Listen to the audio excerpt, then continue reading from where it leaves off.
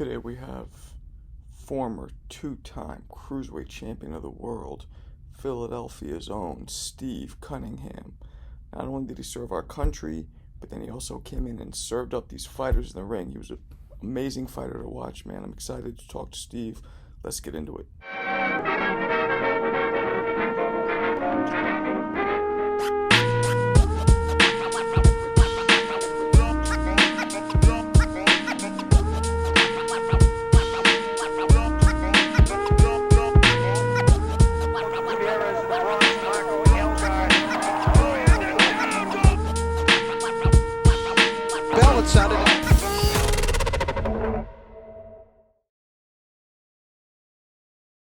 What's up? Hey, what up? What up? How you doing? Good. Can y'all hear me? How you doing? Yeah, we can hear you pretty good. All right. What's up, Jeremy Williams? What is up? Hey, how you doing, brother? Pleasure to meet you, man. Same, man. Same. How many years you been in the Navy? 4? 4, yeah. I did 4 in the Navy. Yeah, that's great. When did you start boxing? In the Navy? In the Navy, yeah. 19. Got on the Navy boxing team in 97, actually. Yeah. I was 19 years old. Wow. Actually, no, I'm sorry. I was 19 when I got my first amateur fight. When I got on the Navy boxing team, it was a year later. So I was 20 when I got on the boxing team. Did you scrap in the streets of Philly before Yeah, definitely. It's Philadelphia. Right. It's Philly. Philly was boxing. Like back before, I always tell my sons, I know they're sick of hearing the stories, but I grew up at the cusp of regular street fights, and then the crack epidemic hit. So then it went from fists to guns. Like We're the same age. I'm born in '76 too. okay, I'm Hell's Kitchen. Same shit. Yep, same crap. So it was like you can like it was like over a summer. We walking down the street. What you looking at? What you looking at? What's up? Blah, blah, blah, blah, blah, blah. Then it was next summer. What you looking at? What you looking at? Oh shit, they shooting. Right. It went from that, man. So I tell them the drastic change that crack had on the city, man, and they just like, wow, you know. It beat up a lot of people's lives. I'm telling you that for sure. Families, man, it's just crazy. It was a monster. You familiar with Ivan Robinson? Yeah, that's my bro. Yeah. Yeah, that's my. We figured we're like Philly. They got to know each other. Oh yeah, Philly boxing is it's like a tight knit group. I won't say family because some mugs don't like some, but we do come together when it's time to work. Like I live in the Pittsburgh area now. This gym is too. So but it's different out here in Pittsburgh. It's like they don't like each other and they don't work with each other. They don't spar, and I'm like, this is why y'all ain't never at the nationals. This is why you ain't world champions here because y'all not building. Right. Yeah, it's tough when everybody's constantly on each other's neck. Like, dude, relax. Yeah, right. We can get some good work in. Yep. And that's Philly. Like Philly, they're dudes who don't like each other, or gyms who got beef with this guy and that guy. But they will work together. And the sparring to be fire because they, hey, I don't like this motherfucker, but this is the work I need. This good work. You guys have, and this interview is about you, but real quick, you guys have, in my opinion, probably the next pound for pound king coming out of Philly right now. Oh yeah. Boots ain't no joke, man. Boots, he one of them dudes that's so special and fluid because he came up under boxers. His dad, his brothers, and now him. And I'm not gonna put the cart before the horse, but my 11-year-old reminds me of that. He's a 3-time national champ already. I think 2 in the country right now, and wow. Yeah, he's got a nice little name.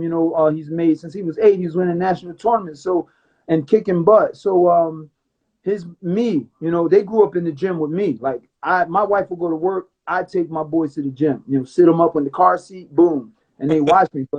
But Cruz, that's his name, Cruz. He came out punching and I have the video footage. He was punching before he could walk.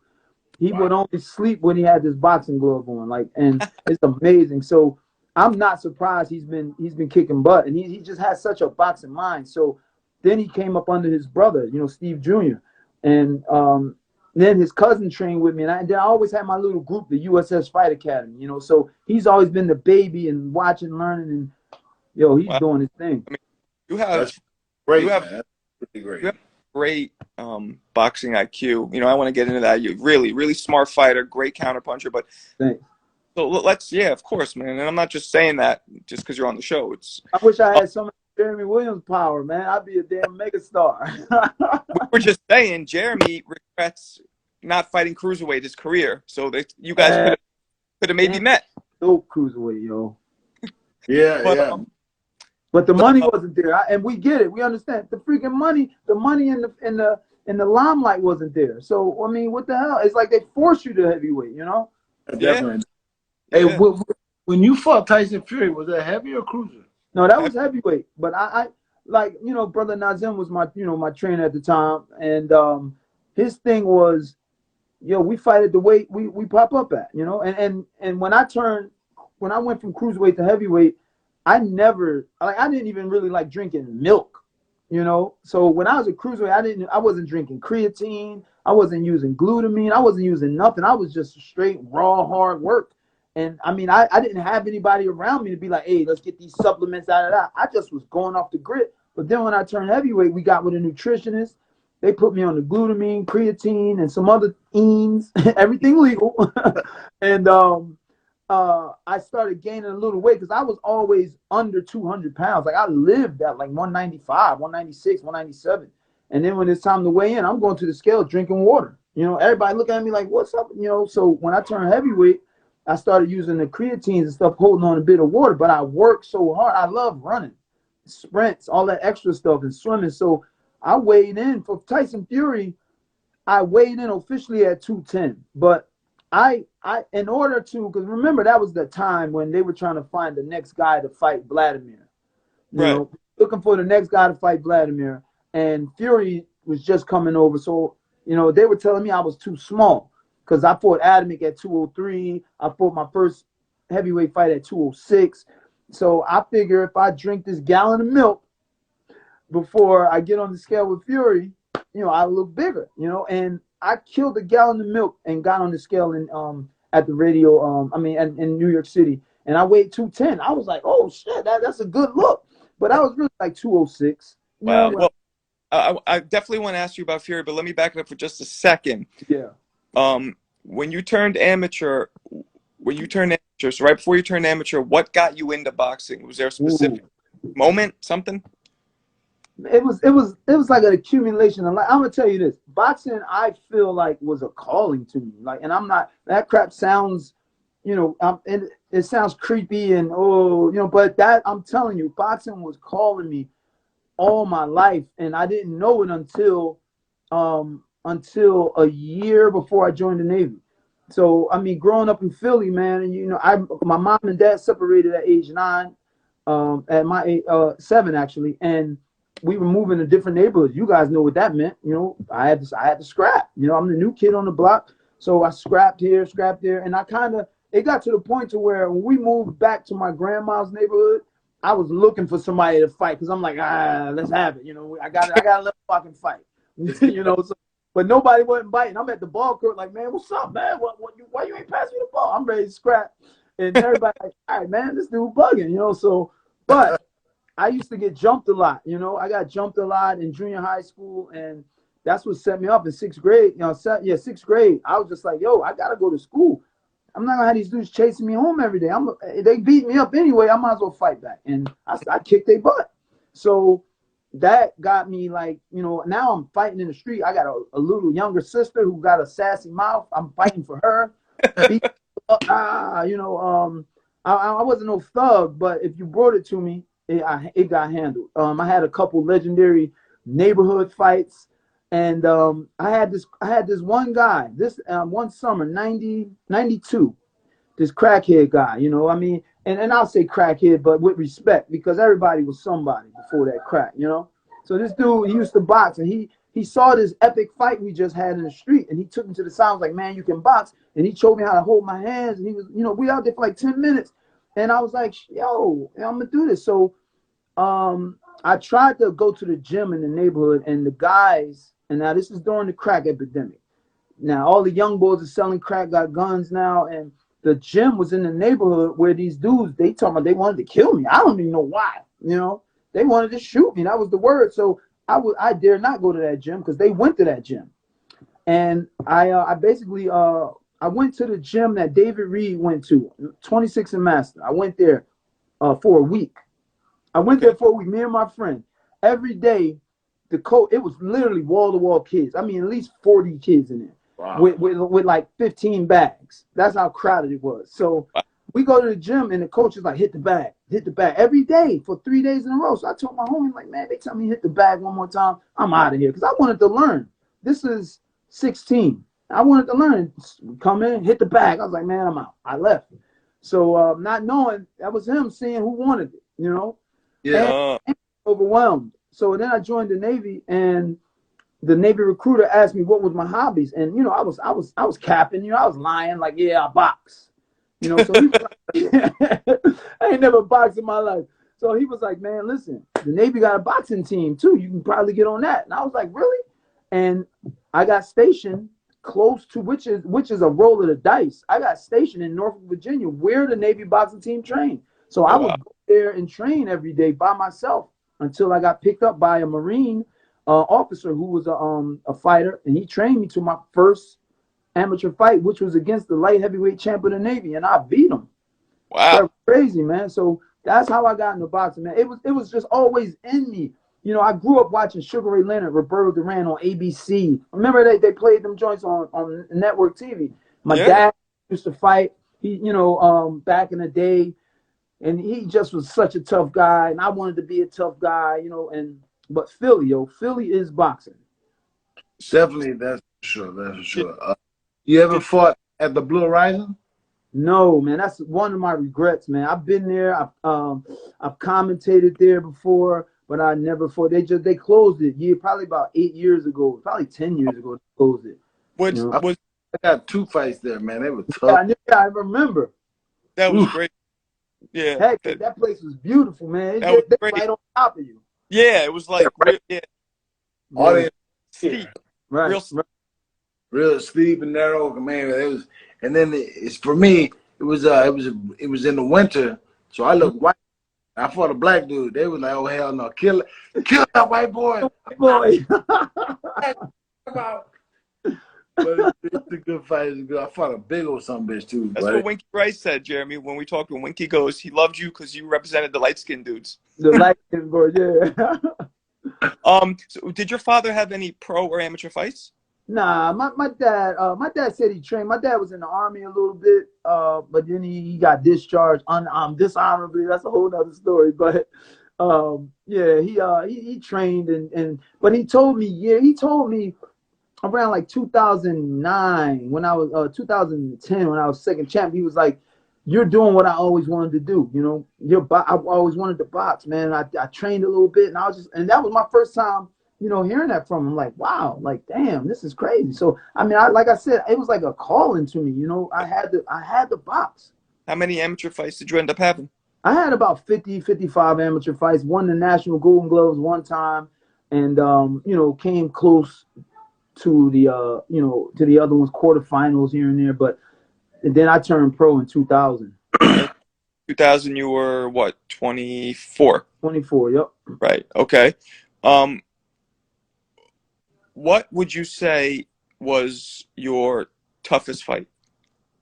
Toughest fight, of course, outside of I can't even say Fury. I mean, Fury was a tough fight because the way, you know, he's like, F this. I'm the bigger guy. I'm a rough him up. So that was technically my toughest fight.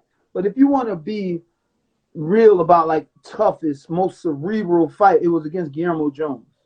You know, that was a difficult fight. It was because me and him were kind of matched, 6'3", but he had way more experience than me. I think I was 15-0 at the time, and I kind of did something. You know, I was a little. I just felt like, I won't say I was big up on myself, but I just felt like if you didn't look the part, if I can look at you and you got a belly, there's no way you're going to touch. You know, there's no way you're going to beat me. I know exactly what you're saying. You know what I mean? Because I worked so hard. You work hard to get your body perfect. Right. And you look across the ring, you're like, what the fuck is this? Well, let me ask you guys a question, because I didn't fight at the level of you guys, obviously, but I've learned through my years in the ring that the looks are deceiving. And that's what I learned. I learned that I knew that, but as a pro, I had this. I'm going to be a world champion. And, this no mug with a beer belly is going to do nothing to me. Like I'm gonna get here. So normally I would sit down and I watch numerous fights. I mean, really watch them because I love to watch the tape. I mean, it gives me a look at what I'm about to get in there with. I saw Guillermo Jones. I saw a couple clips of 2-3 fights, and I'm just looking at his stomach, and I'm like, this dude got a beer belly. I'm like, all right, let's go, coach. And that was a challenging. I say that it wasn't like rough per se. Like Fury was a rough fight. That was a challenging, tough mental fight because he was very skillful. Very skillful. Let's talk about Fury since we're on.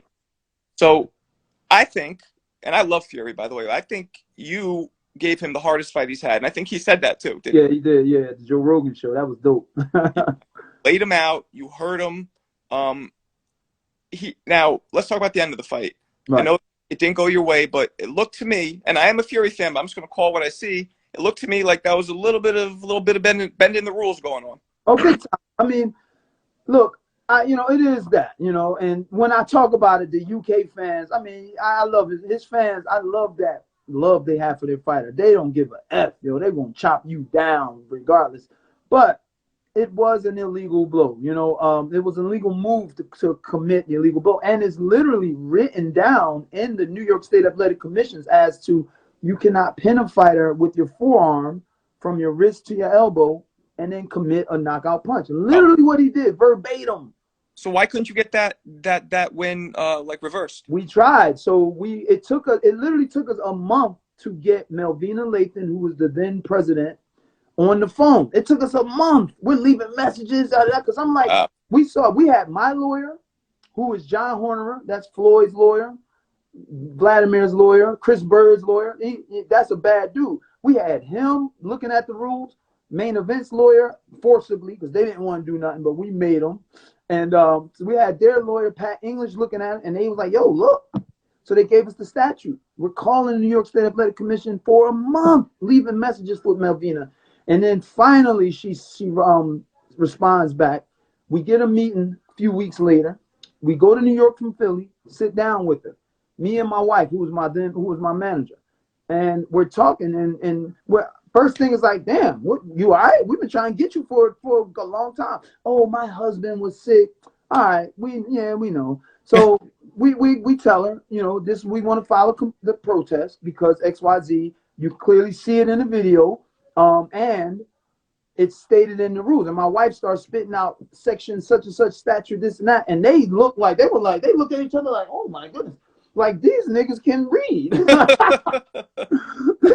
That's the look they have on their face. And so so I'm thinking on the inside, like, yes, this shit's gonna get overturned. So she says, well, finally, to end it, she goes, well, we're gonna have a panel review the fight and look over it and then come up with a judge. So I'm like, well, who's this panel consist of? Oh, New York boxing people. So I'm like, all right. So I'm still like, it's a slam dunk because it says it in the rules. Right. We get a call about 3 weeks later. The fight's not overturned. We didn't see anything wrong. And that was it. So it kind of hit me talking with other people. Now, a lot of people have to understand boxing is ran solely on the betting. You know what I mean? The betting in boxing is heavy. So boxing say that again? I couldn't hear you. Boxing is a business. Big time. So that fight was to get to Vladimir. That was the fight to get to Vladimir. So they're not going to overturn that. They're going to give them people their money back. The people who bet for Fury, and you know what I mean, vice versa. So they wasn't going to overturn, and especially for Steve Cunningham, because it was me and my wife and brother Nazim and my lawyer John. That's it. We never had a force behind it. You know them fighters who got that force behind them: Floyd, Lomachenko, Usyk. You know them guys that they got that power behind them. Lomachenko and Usyk's manager. No, I mean like a manager like Aegis. You guys know Aegis, right? I don't know. All right, well, you need to look that guy up. He's very powerful. So a guy like that, when you have people like that behind you, the chips are going to fall in your favor most of the time. And Steve Cunningham, it was just me. My wife is my manager. Brother Nazim, we consult with him whenever we fought, whatever we did, and our lawyer John Horner. And shit was hard, shit was rough for us, Okay. Business was. That your first loss as a pro? Say that again. Was that your first loss as a pro? Nah, my first loss was a like, man, I have 9 losses on my record, man, and we calculated this should only be about 4. Well, both Nope. fights the Thomas, however you pronounce it, I thought you won.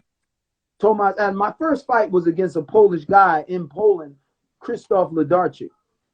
And that's a whole nother story, but I'll sum it up within a minute. I was IBF number 1. I was IBF number 1.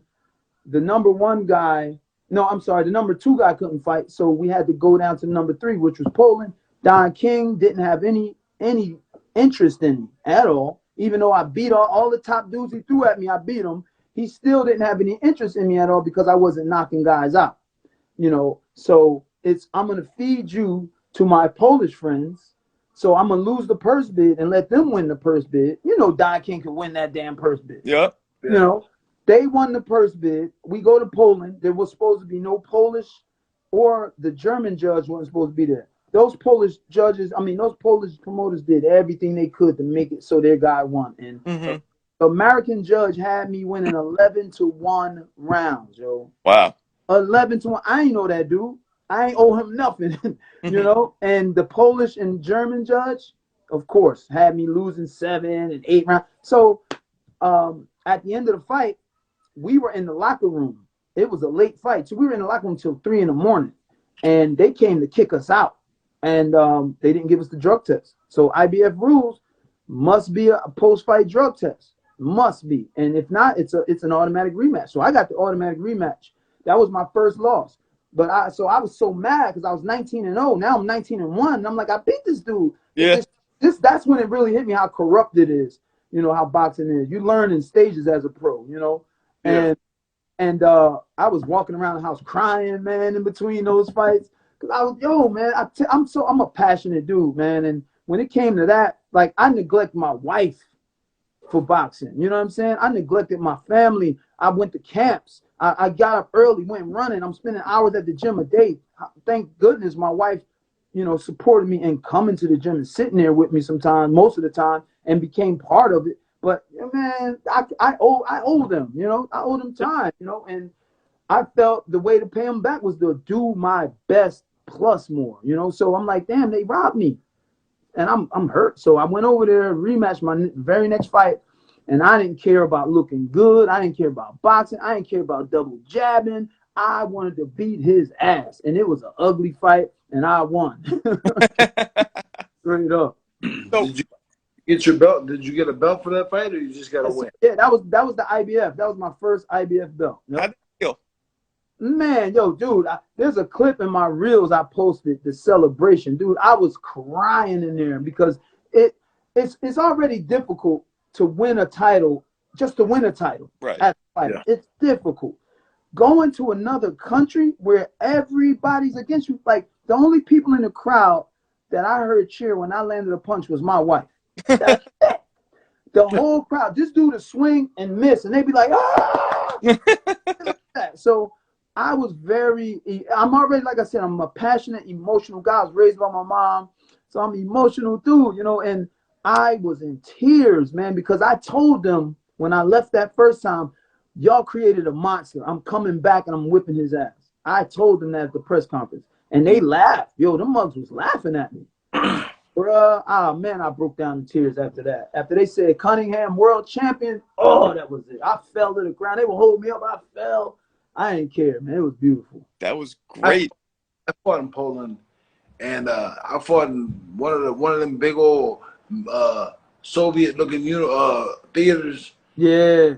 But I fought a Russian. I didn't fight a Polish guy. I beat them. So you were cool. You were a bit cool.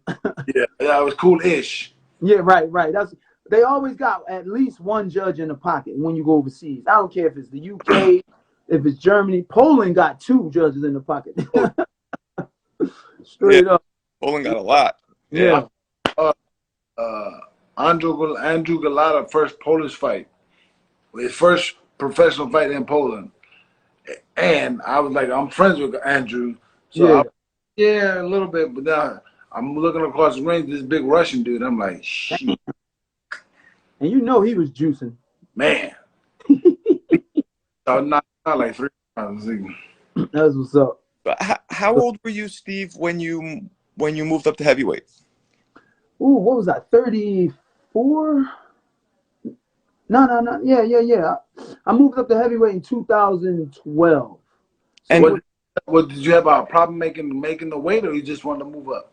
no, I just moved up. Now, this is the thing. The reason I moved up because I ended up losing my title to Adamic. You know, I defended against Huck, stopped Marco Huck in Germany. Don King sent me back overseas, trying to feed me to the Germans now. It didn't work for the Polish. Now I think it's going to work for his German homies. I stopped their top prospect, Marco Huck, in the 12th. Then I come back to the States, fight Tomasz Adamic in Jersey. I fight a Polish guy in Jersey, and there's more Polish people there yeah, than Americans. And Yeah. I lose my fight. I lose my title in a hell of a fight. You guys got to look that first. I've seen it. It was crazy. So from there, I worked my way back up, beat Wayne Braithwaite, former world champ, for the #1 spot. Now I'm like, Adamic, let's do this again. And he went up to heavyweight. Understandably, I'll never say he was running from me. You know, he went up to heavyweight. That's the next thing to do. And I fought Troy Ross in Germany. I signed with the German promoter because, as Jeremy knew, turning cruiserweight in America was not lucrative at all. It was bullcrap. I had the #1 again. I'm #1 IBF. So wherever I went, I took the belt with me because it was vacant. And main events was like, we can do 25,000 for the title on ESPN. I was like, are you? But that seemed like the only thing. So I was about to take it until me and my wife was like, yo, let's contact the Polish and German promoter because I had a fan base. Like I was popping in Europe, you know. So I'm like, and I was really tight with Chris Bird, and Chris was like, man, that's one thing I regret not campaigning overseas. So I was like, shit, let me see what they talking about. Man, the German promoter said $100,000 and I was like, let's sign. You know, because at that time, I felt like I was the best cruiserweight in the world. I knew they wanted to steal my belt too, but I'm like, I can beat their guys. So we get over there and I fight Juan Pablo Hernandez. I defend my title. I get the title from Troy Ross, defend it, and I fight Hernandez. They cheat me on a cut that wasn't bleeding. They stopped it for him, and somehow he's up on the cards. Then it was so bad, the IBF, we protested that. I got about 4 protests in my career. We protested that, and the IBF was like, listen, that was unduly stopped, so Cunningham gets the immediate rematch now, but Hernandez stays champion. I'm like, what? So at that point, I'm like, you know what? Before that second Hernandez fight, I was like thinking about going heavyweight because my whole thing was, I want to make history. I want to have the most cruiserweight title defense. I just wanted to be a cruiserweight for the rest of my career. You know, I want to make the cruiserweight division lucrative. That was my goal. Right. And I fought Hernandez for the rematch, lost the rematch. We got fight of the year for that too. That was a battle. And I lost the rematch, and because I was angry. I can't box when I'm angry, man. I was so mad. I fought him a little wrong, but whatever. So from there, my lawyer, John Hornerer, who's Klitschko's lawyer, contacted me and was like, yo, Vladimir wants you in camp. So I was like, all right, you know, I'm like, shit, let me go over here and make this money and test myself against the best heavyweight in the world. What fight was he preparing for? The David Hayes fight. Okay. He's preparing for David Hayes. So they're like, they need you in it. You're David Hayes' height. You're his, you're cruiserweight. They want you in it. So I went to camp, and I'm not bragging. I mean, you can ask. You know, I saw Baby Jarrell Miller, Big Baby. I saw him at one of the bare knuckle fights. He introduced me to his dad as the guy who was beating up on Klitschko all camp. Yo, no bull crap. So I get to the camp and I'm sparring with Vladimir is a great guy. You know, don't get it twisted. He's a very great guy. We're actually like friends. But I ended up doing all the rounds in that camp. All the rounds. He was hurting them big guys, sending them home. And I'm like, everybody's trying to fight him. I'm like, I'm gonna box him. So I got in there and we boxed. Man, I was doing like 6 rounds of sparring session with him straight. And Wow. we were just getting it in. And he just was like, man, thank you, Cunningham, for coming. You're a champ. It's just, and you're so humble. And I'm like, my thing was this. That's how I came up. That's how I learned. Like, I went to camps. Mm-hmm. You name them, I sparred them. I went to camps, and that's how I made my extra money. Because with Don, I was fighting once a year.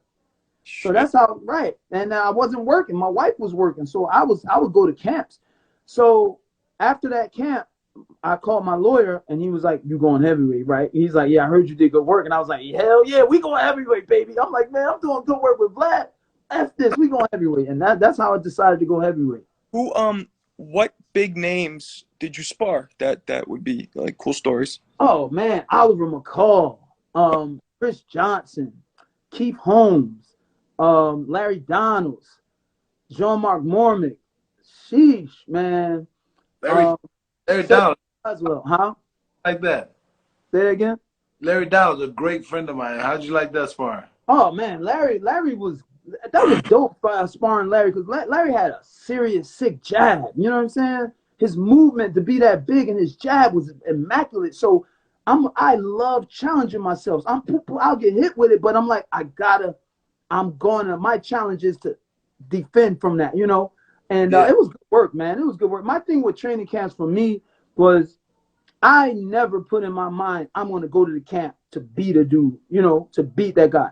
I understood early in my camp career is the way you stay in camp is to freaking be what they need you to be. My thing was, I'm not going to beat me up. You know what I mean? I'm not here for you to beat my ass, but I'm here to give you the look you're looking for, and I'm going to give it to you the best I can. So that was great work with Larry. It was awesome, man. Like I really appreciated that, man, because he was coming up at that time too. I think that was before the Evander fight. Yeah, Larry Donald's a good dude. I've known him for 30 years, man. Yeah, Good. man, good dude. Hey, one thing about Larry though, man, me and the other sparring, we could have killed that motherfucker, man. This dude, this dude in training camp. This was during the time when that Muhammad Ali movie came out with Will Smith, and R. Kelly did that song. Which one is it? The damn. I believe I can fly. I believe I can fly. I think it's that. Well, whatever song it was, he put that shit on repeat. All camp, we were like, bruh, can you get, bruh? I'm about, man, switch the music. But nobody said anything. That's his camp. You know what I'm saying? Sure. So were you making a lot of money going to these camps sparring? I mean, at the time, I would be getting like $800 a week. The Keith Holmes camp was really my first. No, Chris Bird camp was my first camp, my real first camp. Right before I turned pro, I went to spar Chris for like 10 days, and I made a little bit of money on that. But that experience was worth $1 million because I came back a different fighter. He was slick, huh? And I was in there trying to get him, and I was learning. He would talk to you, and I learned so much from him. Those like 4 sparring sessions that I came back and gave it to a dude that used to beat me up. I made easy work. Literally that next week, I made easy work of him. And I was like, that's it. I need to get to these damn camps, So, camp. Then the next camp was Keith Holmes when he fought Bernard Hopkins. I made $600 a week for that. Room and board. That was cool. That was great. I was making no money at home. I'm doing something I normally do anyway. But then I went to camp with Larry Donalds, was like $700 a week. But listen to this crap. After I fought Fury, right, and after the protest hearing got denied, we get a call from Fury's uncle, Peter, and he's like, "Yo, we want you in camp." This is like 2 months after our fight, so I'm still bitter about the loss. I'm like, I ain't going to no camp with this dude because he was about to fight David Haye. Right. And they're like, nah, we need you in camp. So brother Nazim was like, yo, don't shut it down. See how much money they willing to pay. So I was like, all right. So my wife negotiated $5,000 a week, bro. Ooh. No bullshit. I am not lying. I made $20,000 that month just sparring. See? Karma for the forearm. Right. And here's some more karma for you. I'm the only one who got paid because that fight didn't even happen. So I was just like, hey, and so but I was able to talk with Fury. Me and got to know Fury. He even said it then. He was like, man, I had to do the fuck I had to do. You was busting my ass, and we made up or just became cool. And I really like meeting Peter Fury. That was good. But that was the most I ever got paid, man, in sparring was that fight, bro. 1,200. Vladimir paid me 1,200 a week. And then I got the camp bonus for that first camp because I went to camp with Vladimir, I think 2 more times after that. Damn. And but I left that first camp with almost $8,000 because I got the camp bonus. I was doing all the rounds. Yeah. So at this point, were you still champion? No. During the times where you went to the camps, were you champion at the time or no? Oh yeah. I was champ when I went to the camp with Vladimir. Of course not with Fury, but yeah, no. I had just lost my belt when I went to camp with Vladimir. My second belt. Those other camps I went to. Oh, I was a frequent in Chris Bird's camp. His fight with Oquendo, no doubt. I fought on that undercard. His fight with Sean George, I was a champ. I was a champ with a few. Man, listen, even as a champ, I was going to camps because again, I'm with Don King. I was with Don King for 8 years, and I fought once a year, even with a belt. Yeah, that's so well. I fought twice a year when I fought Marco Huck, because I had the belt at the time. But after that, it was once a year. It's back to the norm, So I couldn't capitalize on being a champ, like. So, what fighter in your career did you really want to fight, but you never got the chance to? Yeah, baby. David Haye. Oh man, David Haye. It was, he was the or I don't say undisputed. He called himself undisputed, unified. Mark Marmick on Showtime, and he's on TV, world TV. He's got 3-4 belts. Mm-hmm. The average fan don't know what the hell that is. They just see Fury, and he says, I cleaned out the cruiserweight. I'm moving up to heavyweight, and I'm sitting there with that like, what the fuck, bruh? What's up? I'm thinking now we gonna fight. And he went up to heavyweight, man. So I ran into a guy that worked with his camp, and like, nah, man, you would never get that fight. You would have never got that fight because your style. They didn't like fighting guys with your style, And I was just like, But that's the fight I wanted that fight, and I'm a realist. I'm not saying I ought to beat him. You know what I'm saying? I'm not saying he'd beat me. That's the fight I wanted. I figure I seen room where I could do this, I could do that. Shoot, he was a powerhouse. People know I went down and got up. He probably would have cracked me out and went down, but he got tired though. He got tired after like the 4th, 5th round. And I got better. So you were also, you played chess. You're an excellent counterpuncher, man.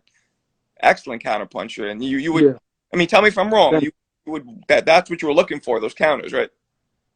I was looking for the counter, and I was also looking for like what Nazim calls like the offbeat attack, like boom, boom, boom, ba, ba, boom, boom, ba. Right. Yes, I like to. My thing was, and this hurt me too. Me being a fighter from Philly, like I kept it really real as to fighting. Like boxing wasn't a business to me. Boxing was what it was when I was in the street. When I was going to school in Philly, it was about rep. It was about respect. It was about who I was. So back in those days, the guy who talked trash was the guy who couldn't fight. Yeah. So that's why I didn't talk a lot of trash at the press conferences or none of that, because I just kept it real to myself, man. Like, I'm gonna fuck you up in a fight though, but I wouldn't talk trash. I just wouldn't. Now that messed me up because it's the boxing business. They want these people, you want people. I tell my son Junior, we got to get something. We got to get something because you're skillful, but that ain't enough. That ain't enough. We got to get something. So, that's one thing I regret. Is not having that extra. You know what I'm saying? Yeah, you're right. I mean, that's one of the reasons why Fury's so popular. He's such a fun character. Exactly. And people love it. They really love it. And the thing is, like when Floyd did it, they hated it, but it was still lucrative. And that's what I tell my son, like, listen, if they hate you, they're going to pay to see you get beat. If you're that good, they're going to pay to see you get beat. Floyd is a great example. I mean, shout out to Andre Berto. You know, much respect to Andre. But come on, man. Nobody thought Andre was going to beat Floyd. No. We all know, us as fighters know that's a different level. You Right. know, that right there. So, but the people believed it.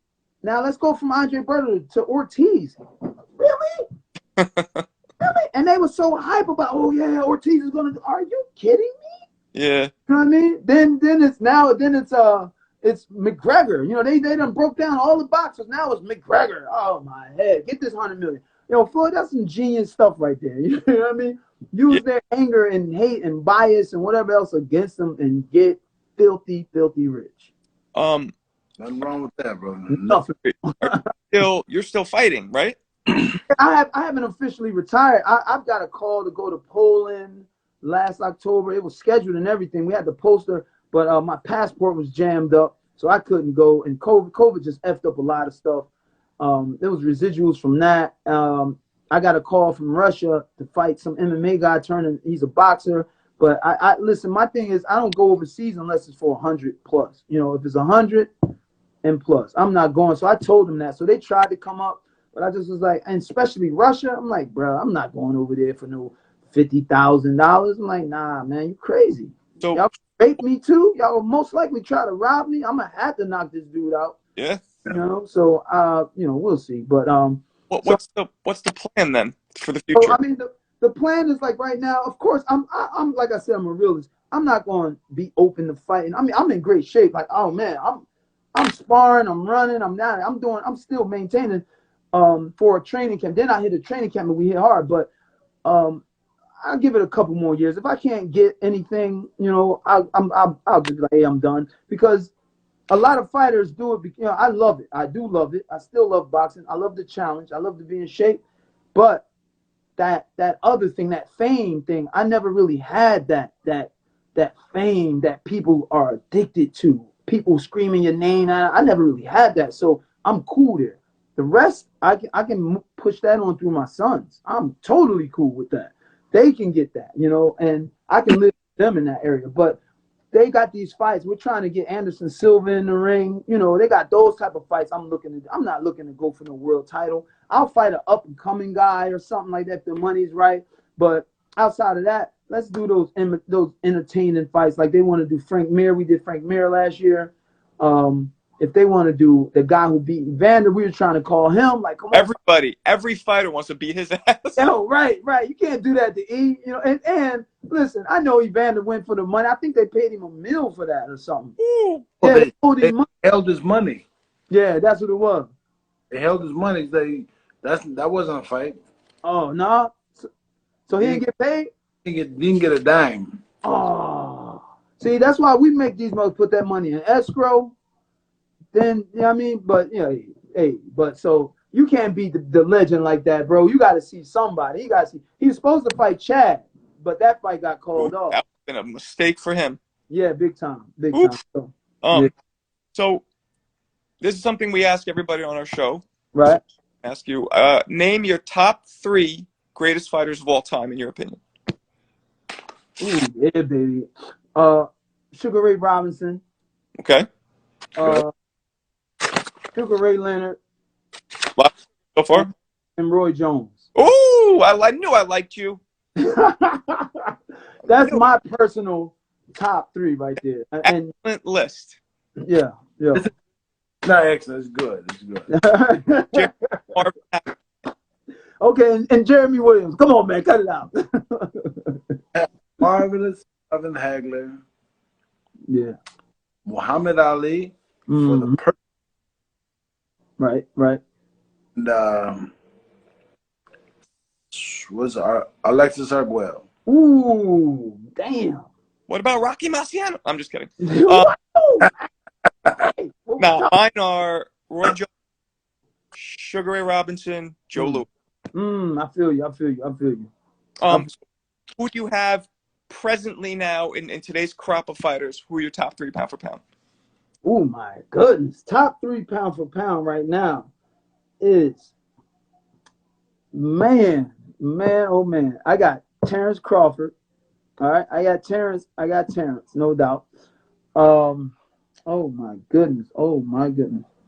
Is Canelo out now because of the loss? No. No. He's the last. You know, Canelo is top, but not over Crawford. I don't put Canelo over Crawford. I'm Really? sorry. Yeah, because Crawford don't have a loss. I'm old school. If somebody beat you, you can't be over somebody that don't got no losses and that has been fighting challenging dudes. Okay. You know, I can see if Crawford had a list like Fury, you know, and let's get it twisted. Fury's list isn't that deep. No. No. It's not, you know what I mean? But Crawford doesn't. Crawford has some names. So I got Crawford, Canelo, and man, my top for the day, bro. It's tough. Huh? That's a tough one. It is a tough one because nobody really stands out outside of Spence, Gervonta. You know what I'm saying? And Gervonta is great. I think he will be on that list, but he hasn't really fought a name for me to place him there yet. Not saying he won't be the name, but he hasn't, you know, fought that. So I mean, sheesh, I'm gonna throw Spence in there. I'm Okay. gonna throw Spence in there. You know what I mean? Like, Okay. I know there's some other guys like you have the light heavyweights, Butterbeer, Bivol, but they ain't fought nobody yet. You know, Tyson Fury. We can't even. I don't feel right substituting Tyson Fury with Spence because the opposition. You know. Yeah. You know. So Yeah. that's So I think I know how you're going to answer this one based on your list, but Crawford versus Spence, who wins? I'm 50-50, man. Really? Oh, with Crawford. I'm sorry. I was just talking to a friend the other day about this. I am 50-50. They both this is why I'm 50-50 because Spence has such a pressure style that it's a beautiful, successful, active pressure style that he continuously is there. Boop, boop, bop, boop, boop, bop, bop, right back to work. Bop, bop, bop, right back to work. But Crawford has the boxing ability to nullify that style and the rumbling ability too. So my thing is if Crawford rumbles Spence, he loses. Now we know Crawford ain't dumb. So Crawford's gonna box him. Crawford's gonna box him early and probably take him. He gonna have to in order to be successful. So I'm 50-50, man. I really like Spence, man. He's dope. Like Crawford's dope too. I'm gonna get the popcorn, bro. Get the notebook. All right, okay. You know what I mean? That's it, man. That is it. Yeah, man. I hope they announce a date soon because Yeah. It's got to be next. I mean, didn't they say Crawford said he wanted a tune-up fight or something? I didn't hear that, but maybe. All right. So I'm just listening to the Instagram boxing site bull. But yeah, that fight has to happen next. It can happen next spring or shoot, yeah, it can happen next spring or shit this December. Yeah. You know, they should do it. You know what I mean? They can make it happen. That's the mega fight, you know. Yeah, that's a great fight. That's a great fight. That's an exciting fight. And now, do you think Tyson Fury is going to retire? Nah, man. I think he bullcrapping, man. I think Yeah. he's bull. Yeah, you can't believe a word come out that dude's mouth. It be all cap, and that's understandable. He's got the control. He's got the ear of the world. He can do that. You know, he can have fun. Look at Bernard Hopkins after he beat I think it was Kelly Pavlik. And what's the first thing came out of his mouth? I'm moving up to heavyweight to fight David Haye. Mm-hmm. And we're like, come on, man. You know that was all cap. He was bullcrapping, but it's to keep the attention for him. He said that, weeks after or a month after the fight. Because, as soon as the fight's over, people forget. Yep. After the week. So now I'm going to keep my name in your mouth. Hey, I'm fighting David Haye. I'm fighting David Haye. And he ain't doing that crap. So Fury just talking, man. Possibly what I think also could be an issue is Usyk. I'm gonna keep it real. I think he's stepping out to let them war it out. Usyk, because Usyk's going to beat Joshua again. He most likely should. Okay. And it might be worse this time. So now it's like Fury has to fight Usyk, and so I'm gonna tell you the truth. Usyk's a rough fight for Fury. Yeah. He's a rough fight for Fury, man. Yo. Why so? Because he's like me. He's like a better me. And what I mean better me is he's a southpaw.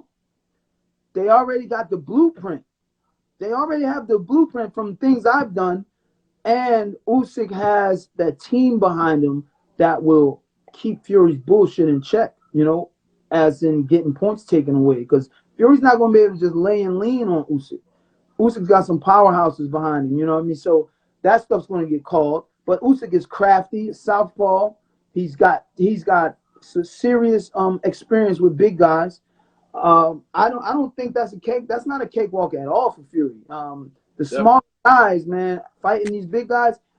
Fighting Fury was actually easy. It was actually the way we planned it. Like, up until he started doing the out of the realm of boxing things, that rough stuff is like that stuff to make you be like, oh shit. Well, what did he do besides obviously what happened at the end? What was he doing throughout the fight? Rough. Well, like he was using his body weight. He's very slick with that, he did it to Wilder too. I mean, it's smart, it's very smart. Use what you got. And me being a smaller guy, people ask me would I fight Fury again and what would I change? What I would change is I would lift on these. I would lift my body weight plus. I mean, I would lift at least 3 to 4. I would get my thighs so strong because he lays on you and that wears on you. Of course I spar tall guys, but none of them were laying on me like that. Nobody expected that because it's not. It hasn't been a tactic that's been used like that. So the Fury, he did those things and it was next level stuff. So these guys, and again, if the ref lets him get away with it, it ain't cheating. It ain't wrong. So Eddie Cotton, rest in peace, Eddie. Eddie took a couple points from Fury, but it was like he just it wasn't too much he could do outside of stopping the fight, outside of DQing the guy. Did Fury have good power? What was his power? Nah, it wasn't like for me, I can't gauge power, It's the shot that I don't see that gets me. I can't really gauge power outside of Amir Mansour. I'm sorry. Outside of Amir Mansour, everybody else's power was same level. Amir's was different. Like and I saw that shot. Boom! I was like, shit. Amir Mansour's power was on another level. But like I said, outside of that, Fury's power, like that shot he caught me with, he blinded me. And it was fast. Boom! It was just quick. I didn't see it. And next thing I knew, I was on the ground and my shit was spinning. And I couldn't get up. So so Usyk and them, they've seen, we all see what Fury did. He did it to Wilder, the laying on. After boom, lay. Break, boom, boom, boom, boom, lay. Yeah. And Wilder got legs about this thick. Yeah. so the tactics work, because it's swift. He's well trained in it, and I don't think Usyk and them is going to be there for that, And you never sparred with Usyk because you guys were in the same weight class for a while at the same time.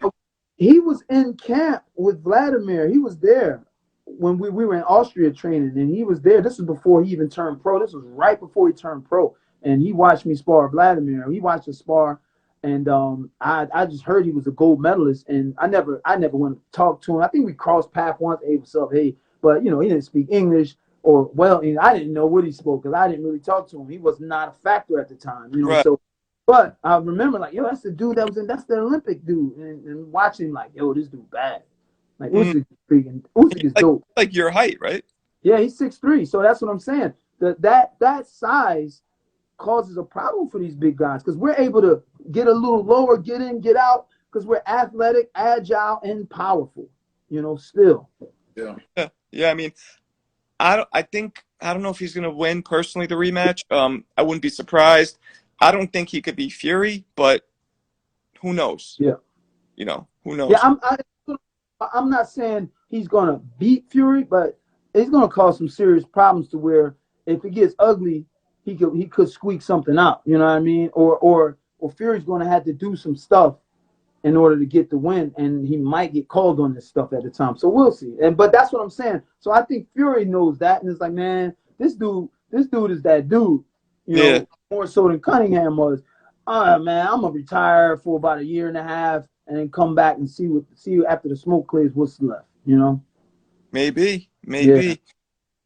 Listen, man, Steve, it was good talking to you. We appreciate it. You're fun. back on, talk boxing. Yeah. Yeah. What's up, man? No, man, I'm good. Enjoy it, man. Enjoy the ride. The last Nice. part you're gonna take. What? Nice. Enjoy the last part of the ride you're gonna take. You said you're not Oh, retired. Yeah, Yeah. if you have a fight, man, let us know so you come back on. We'll talk about it. Yeah, definitely. Dude, let me one last thing. For those who are watching, and you guys also, I have started a comic book company called USS Comics. It's on Instagram. It's on all platforms, but Instagram is the main one. I turn fighters into superheroes. I make stories about it. I'm actually working on my 4th comic book. It's Austin Trout. You gotta remember WBA former champ I know Austin who he is. Yeah. Bro. So I got making a story. I'm finishing that up. Hopefully that'll be done by July. My first 3 comic books is a 3-part series of me and Mansoor, our fight. You know, I turned us meeting in the ring into a full story. I drew so much I had to turn it into 3 stories. You draw it yourself? I draw everything. I What? do it. I do it all. Damn. Books for sale. Hit me up at USS Comics. Go check it out. I will. I would definitely support. Yeah, check it out, fellas, man. It's dope, man. So I have fighters on board. I had Danny Garcia on board. Man, Austin Trout. I got the forgot the name, the Bounty Hunter brothers. I got them on board. So I mean, it's official stuff, man. I'm turning everybody into superheroes. Like everybody have their unique ability. I'm gonna support that for sure. Yeah, me too. Check it out, bro. For sure, man. Well, yeah, you're was a great fighter, talented. Apparently, you're a talented cartoonist. You got it all going on. So it's great talking to you. You're right. Bless you, man. All right, man. Y'all take it easy. Peace.